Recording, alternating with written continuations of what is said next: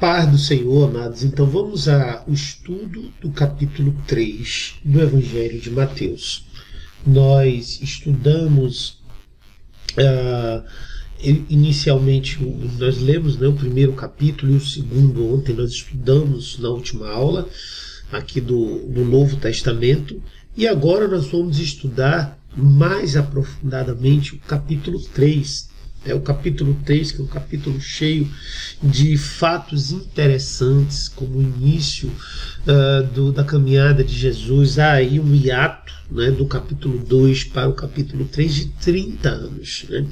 Então não há uma revelação clara, exceto lá no capítulo, lá em Lucas, que nós vamos ver uma passagem da infância de Jesus, mas em outros evangelhos não há uma revelação clara do que aconteceu durante a infância de Jesus. Né? Não há assim uma nitidez, uma evidência, né, do que foi feito durante a sua infância. E isso aqui, o que é que acontece? Acontece esse salto, né? Esse salto da infância de Jesus no seu nascimento, pelo menos aqui no livro de Mateus, do Evangelho de Mateus, para o momento do início do seu ministério, que é justamente quando começa com o seu chamado, né? Com o momento em que Cristo, ele de fato recebe a instrução, ou melhor, começa a sua caminhada. A gente não vê claramente uma instrução, mas somente no capítulo 4 nós começaremos a ver essas instruções,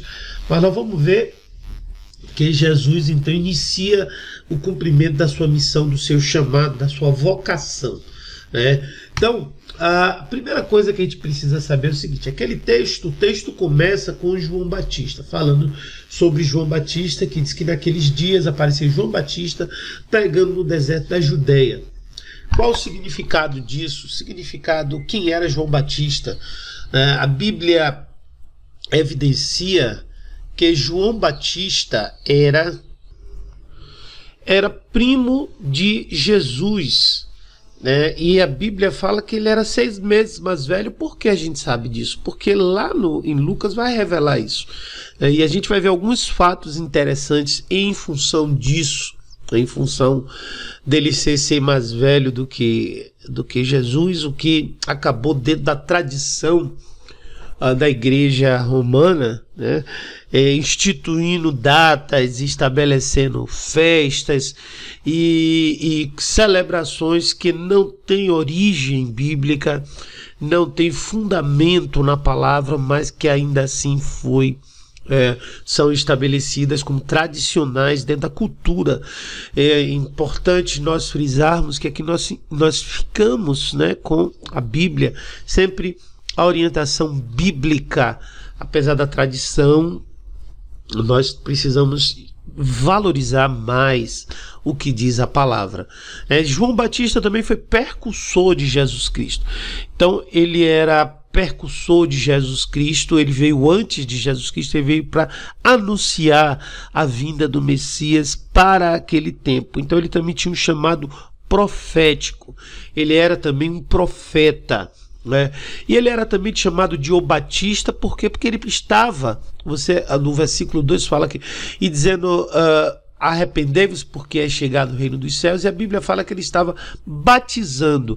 Então o batismo de João foi o precursor do batismo em nome de Jesus, mas também foi efetuado, tinha um valor espiritual profundo, né? O valor do estabelecimento de uma vida de arrependimento dos velhos atos. Ele estabelece então assim uma filiação espiritual, uma relação espiritual tão profunda que nós vamos ver por que Jesus, o próprio João Batista lá à frente, ele fala de algo que é fundamental para nós que somos batizados ou que não somos, que para aqueles que não são ainda, quando pensarem no batismo, que o batismo não é algo que deve ser efetuado mediante uma reverência muito grande diante de um peso espiritual, não diria nem peso, mas diante de uma atitude espiritual extremamente necessária, mas também mental. Vamos lá. Como é que Jesus chega? No versículo 3, ou melhor, João começa, ele diz, a Bíblia fala que ele estava pregando no deserto, né? Naqueles dias surgiu João Batista pregando no deserto da Judéia. Ele dizia, arrependam-se porque o reino dos céus está próximo. Este é aquele que foi anunciado pelo profeta Isaías, a voz que clama no deserto, prepare o caminho para o Senhor, para as veredas retas para ele. As roupas de João eram feitas de pelos de camelo e ele usava um cinto de couro na cintura e o seu alimento era de gafanhotos e mel silvestre. Aqui está um cumprimento profético, né? Aqui está um cumprimento profético que surge nessa história, quando João Batista ele prega, ele não prega por pregar, ele prega por um cumprimento profético do livro de Isaías. Então, todos os textos que nós podemos achar na Bíblia, eles têm uma origem profética, né? Tudo que acontece com Jesus, que aconteceu com Jesus, não foi à toa, né? Foi algo que teve origem. Então esse texto, por exemplo, está lá em Isaías capítulo 57. Então isso já estava pré-anunciado. Então João foi o incumbido de preparar esse caminho para a vinda do Messias. E a preparação foi através do batismo. Então isso implica que na nossa vida para a chegada de Jesus Cristo, nós também precisamos estar preparados no que tange à necessidade de ter uma vida reta diante dele. Então a Bíblia fala que as roupas de João eram feitas de cinto de pelo de camelo, usava cinto de couro na cintura, o seu alimento era gafanhoto e mel silvestre. E a ele vinha gente de Jerusalém, de toda a Judéia, de toda a região ao redor do Jordão, confessando os seus pecados. Então a confissão é o primeiro passo para o perdão. E eles eram batizados por ele no Rio Jordão. Após a sua confissão e arrependimento, porque João pregava o arrependimento, então ele dizia arrependam-se, versículo 2 diz, arrependei-vos porque é chegado o reino de Deus, o reino dos céus. Algo novo chegaria na vida das pessoas, mas carecia dessa atitude interior de arrependimento, né?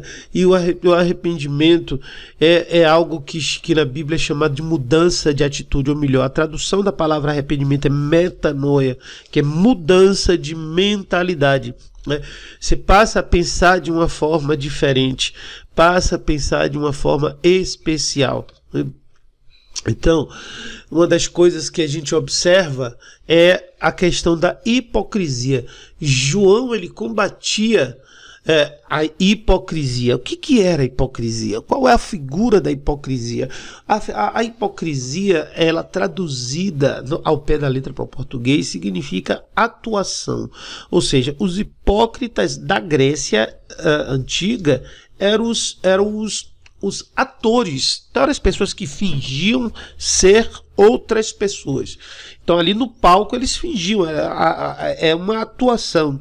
A hipocrisia é isso, é quando você atua, né, a sua vida é como se fosse uma peça teatral, você finge ser uma coisa que você não é, você se mostra para as pessoas de um jeito, mas interiormente você é outra pessoa. Então isso é hipocrisia. A hipocrisia é uma falsidade de caráter. Você apresenta um caráter que não é o verdadeiro caráter. E João combatia tanto isso com fariseus como com saduceus. A gente lê isso no versículo 7 ao 10, que diz assim, quando viu que muitos fariseus e saduceus vinham para onde ele estava batizando, disse-lhes, raça de víboras, quem lhes deu, desculpem, a ideia de fugir da ira que se aproxima? Deem fruto que mostre arrependimento. Não pensem que vocês podem dizer a si mesmos, Abraão é nosso pai. Pois eu lhes digo que destas pedras Deus pode fazer surgir filhos de Abraão. O machado está posto à raiz das árvores, e toda árvore que não der bom fruto será cortada e lançada no fogo. Esses fariseus e esses saduceus, eles iam lá para ser batizados por Jesus, por João. E João se recusava, os chamava de hipócritas, de raça de víboras. E quem eram esses homens, então, né, que João levantava o seu ministério de uma forma tão contundente? É muito interessante isso, porque Jesus também, após João Batista, continua a ter essa contundência contra os fariseus, continua a exercer essa forma de, esse modus operandi, né, vamos dizer assim, pesado contra os fariseus. E a gente precisa aprender a saber quem eles eram. Por quê? Porque isso tem a ver conosco. Isso se relaciona de alguma forma com a nossa vida, se relaciona de alguma forma com o nosso comportamento. Então vamos ver. Então, Jesus ele está falando no versículo 11 da vinda do Messias, né? E ali ele começa a falar sobre o quê? Sobre o batizado, né? O que significava o batizado. Mas antes disso, nós vamos ver quem eram os fariseus e quem eram os saduceus. E nós vamos voltar depois para o slide anterior, nós vamos explicar um pouco mais sobre o batismo, sobre coisas importantes que trazem nesse texto. Vamos lá. Primeiro, quem eram os fariseus? A Bíblia diz que era um grupo, os estudos de Joséfo e de outros historiadores falam que os fariseus eram grupos devotos do Torá. Torá, quem são? Torá, se você já vem estudando ao longo do tempo esse curso, é possível que você já tenha passado pelo Torá. Se você ainda não fez isso, você ainda está nos primeiros capítulos. O Torá é também conhecido como o Pentateuco, que são os 5 primeiros livros da Bíblia, do Antigo Testamento, né? Então, Gênesis, Êxodo, Levítico, Número e Deuteronômio. Esses livros eles contam a história da criação do mundo até a chegada até Israel, finalmente o povo de Israel tomar posse da terra de Israel, onde eles estão até hoje e onde eles estavam nessa época, né? Então eles são devotos desses livros e surgiram no século II a.C. Eles eram opositores dos saduceus, que nós vamos ver quem são daqui a pouco, e eles tinham uma lei oral que, em conjunto com a lei escrita, que funcionava em conjunto com a lei escrita, e foram eles que criaram a sinagoga. Os fariseus eles existem até hoje. Então os fariseus eram estudiosos da Bíblia, eram pessoas que conheciam profundamente a Bíblia. E por que João combatia tanto eles? Porque não havia um comportamento que fosse adequado à revelação bíblica que se espera. Então viviam uma vida de qualquer jeito, mesmo conhecendo a Bíblia, conhecendo a Deus, conhecendo as obras de Deus, né? Não tinha uma vida de arrependimento, de busca de um estado de vida que agradasse a Deus, e por isso João chamava de hipócritas, de raça de víboras. Nem sempre conhecer a Bíblia significa, isso é importante para você que está estudando a Bíblia, nem sempre somente o conhecimento da Bíblia é suficiente para você ter uma aproximação com Deus, mas principalmente essa mudança precisa vir no seu caráter, e o seu caráter ele está relacionado à sua vida com as pessoas, né? Não é a vida com as pedras, não é a vida com o dinheiro, não, é com as pessoas, os relacionamentos. Isso depois Jesus vai pregar bastante, vai falar sobre isso. Os saduceus é um outro grupo, né? Era um grupo, uma outra seita, a gente chama isso de seita, são seitas. Os fariseus eram uma seita judaica, os saduceus eram outra seita judaica. Havia ainda uma terceira seita chamada de essênios e uma quarta chamada de zelotes, mas nós não vamos falar sobre isso, falaremos em tempo oportuno. Os essênios não são citados na Bíblia, mas os zelotes sim. Então os saduceus eram uma seita judaica presentes na Judéia desde o século II a.C. Então observe que eles surgiram mais ou menos na mesma época e eles permaneceram até o ano 70. Só que ele tinha uma questão: eles eram formados pela elite da sociedade judaica, eram os milionários, eram os ricos, né? E eles tinham um judaísmo diferenciado, mas materialista. né, mas voltado para os bens materiais. Por isso eles não criam na ressurreição, não criam uma série de ensinos que Jesus combate ao longo da sua caminhada, que nós vamos ver isso em estudos futuros. Então esses eram os saduceus e os fariseus. Observe que eram pessoas conhecedoras da palavra, pessoas religiosas, e nós precisamos ter cuidado com a religiosidade, né? Nós precisamos ter cuidado com a religiosidade. Então a Bíblia fala aí, versículo 11 e 12: eu os batizo com água para arrependimento, mas depois de mim vem alguém mais poderoso do que eu, tanto que não sou digno nem de levar as suas sandálias. Ele os batizará com o Espírito Santo e com fogo. Ele traz a pá em sua mão e limpará a sua eira, juntando seu trigo no celeiro, mas queimará a palha com fogo que nunca se apaga. Aqui ele já aponta para Jesus. E ele já diz que está chegando alguém que é muito mais poderoso do que ele. Está chegando alguém que ele não é digno nem sequer de levar as suas sandálias. E a Bíblia diz que ele trará o quê? Um batismo com o Espírito Santo. Irmãos, é a primeira vez que se fala em batismo com o Espírito Santo na palavra de Deus, né? Então, uma imersão no Espírito Santo. Lembrar que a palavra batismo está relacionada à imersão. Nós vamos falar sobre isso ainda um pouquinho mais, né?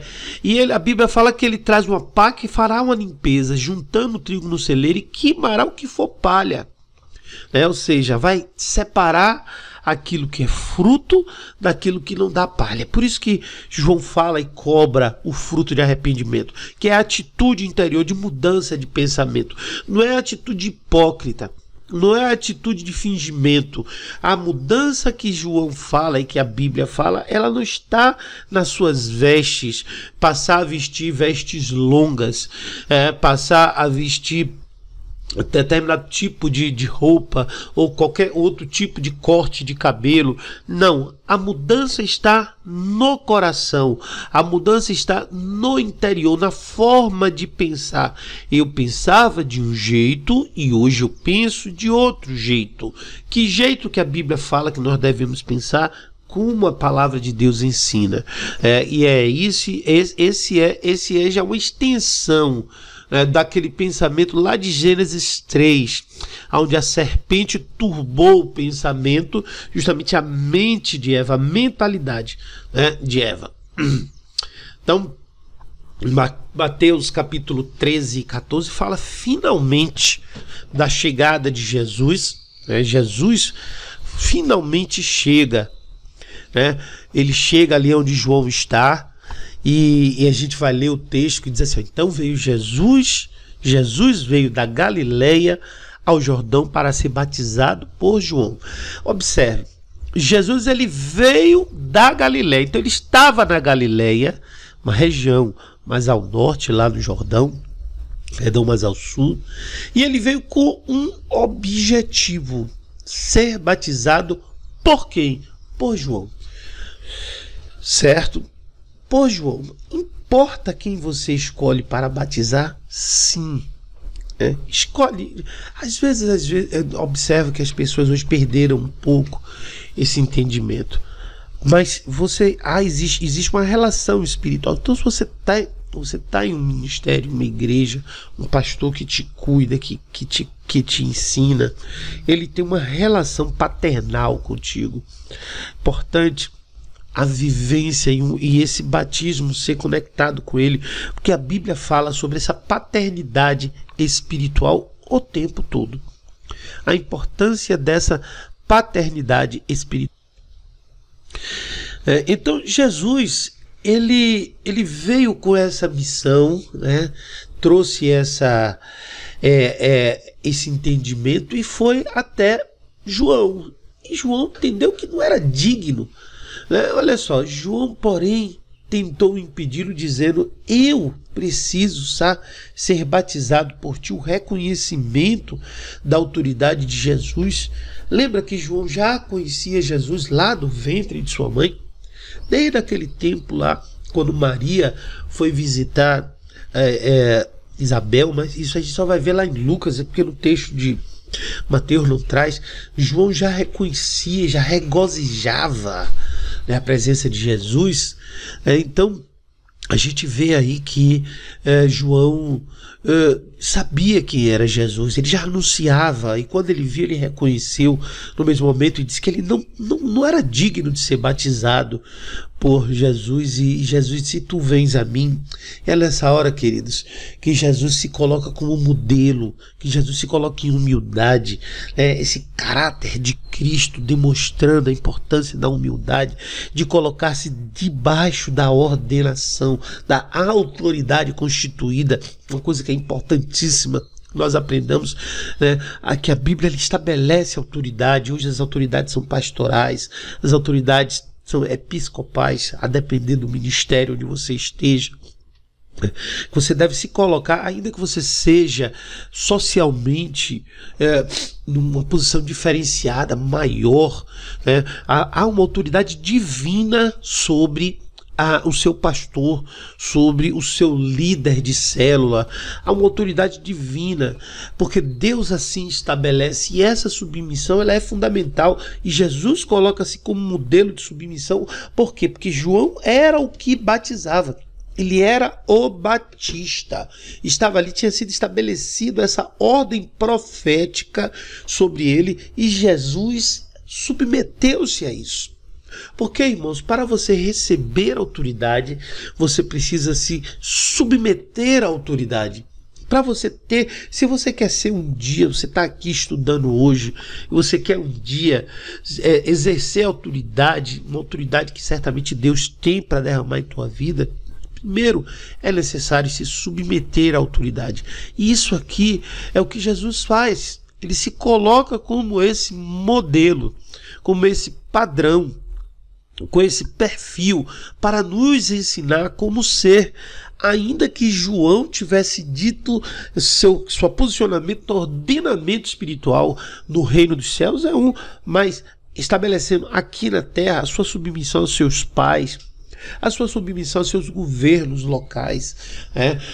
Às vezes a gente observa algumas ações de cristãos que não querem se submeter às autoridades constituídas. Não é possível, irmãos, isso está errado, certo? Evidentemente que há limitações que nós vamos aprender mais na frente, mas o governador, o prefeito, a presidência, a Bíblia diz que eles foram escolhidos por Deus. E aqui é o primeiro ensino partido do próprio Cristo. E olha só a resposta que Jesus dá.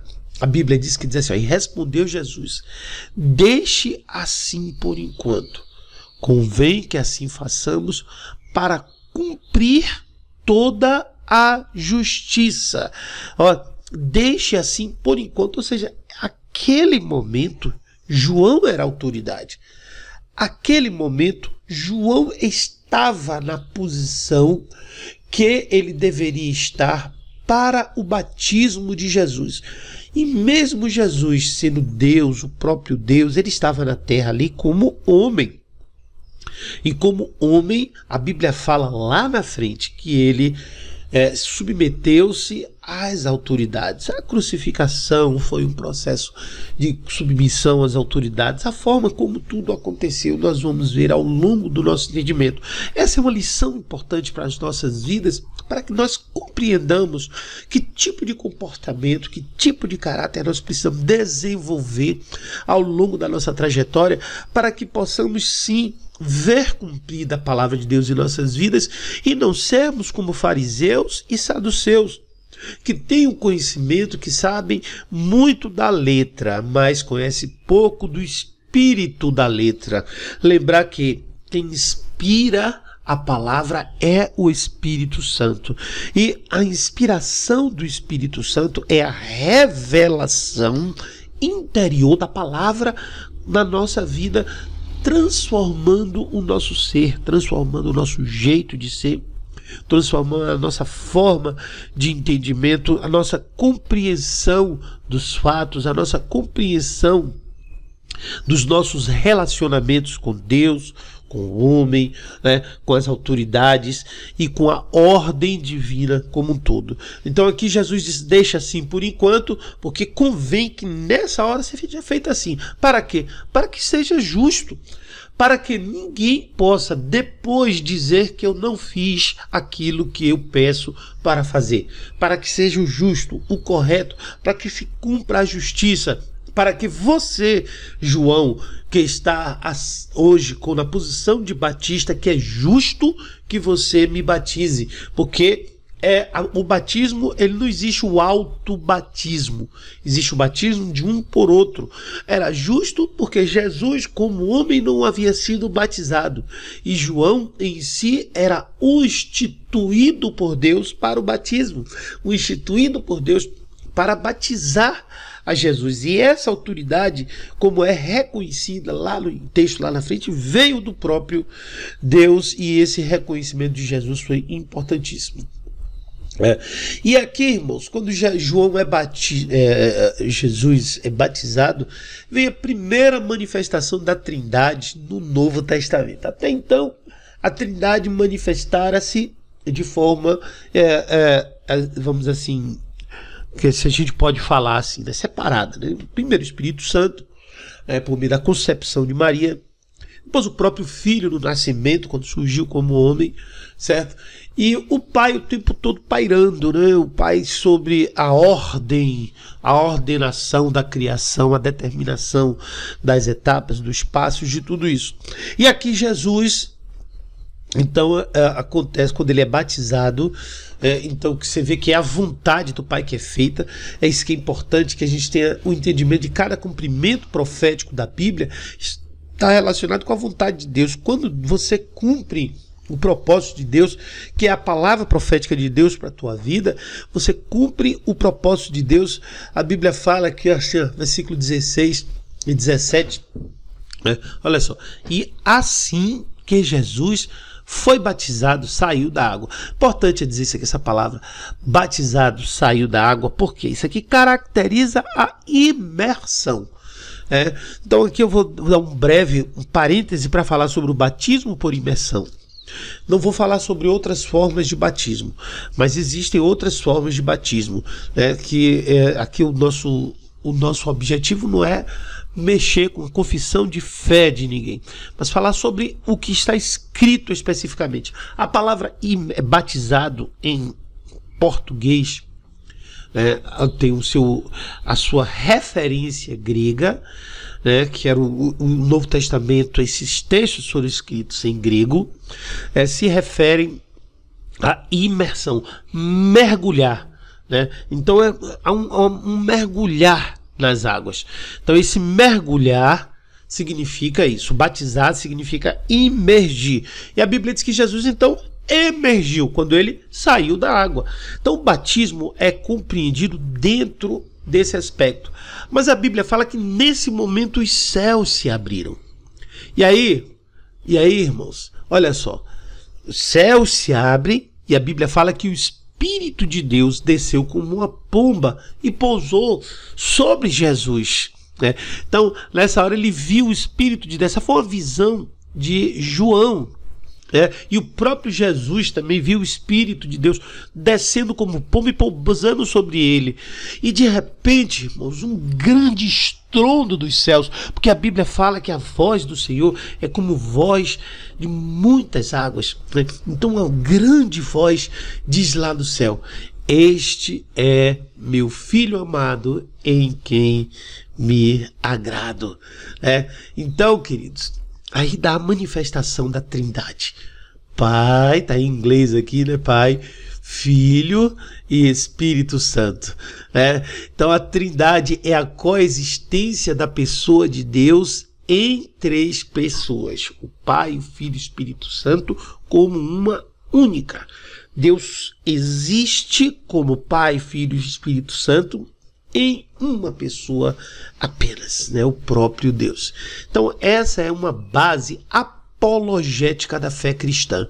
Se você hoje tiver algum pregador, algum guru, né? Algum professor que discorde da Trindade, que fale algo contra a Trindade, desligue-se dele imediatamente, porque ele está ensinando qualquer coisa, menos a base fundamental, um pilar da fé cristã, que é a coexistência de Deus em três em um. Três pessoas e ao mesmo tempo sendo uma pessoa. Então essa é uma base apologética fundamental da fé cristã, que fica aqui para o seu ensino. Fica aqui para o seu ensino. Ao longo desse estudo nós vamos ver outras manifestações da Trindade, nós vamos ver outras bases para crermos nessa revelação que foge à nossa capacidade racional de entendimento da revelação bíblica. Amém? Então até a próxima aula, até o próximo momento que estaremos juntos aqui, ou no livro de Mateus aqui, ou em algum outro que você já esteja estudando paralelamente. Eu sugiro o estudo paralelo de um Antigo e de um Novo Testamento, de um livro do Antigo, um capítulo do Antigo, um capítulo do Novo.